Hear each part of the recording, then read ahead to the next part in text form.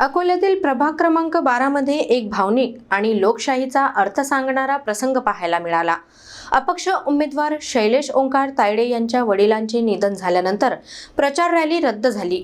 मात्र दुसऱ्याच दिवशी नागरिकांनी उमेदवारांविना भव्य मिरवणूक काढत एकजूट दाखवली। अकोला महानगरपालिकेच्या निवडणुकीच्या धामधुमीत प्रभाग क्रमांक 12 मध्ये एक भावुक करणारी घटना समोर आली आहे। अपक्ष उमेदवार शैलेश ओंकार तायडे यांचे वडील दिनांक 11 जानेवारी 2026 रोजी देवाज्ञा झाल्याने पूर्वनियोजित प्रचार रॅली रद्द करण्यात आली। संपूर्ण तायडे कुटुंबावर दुःखाचा डोंगर कोसळला, तर प्रभागातील नागरिकही शोकसागरात बुडाले। मात्र या दुःखातूनच जनतेचा खरा विश्वास समोर आला।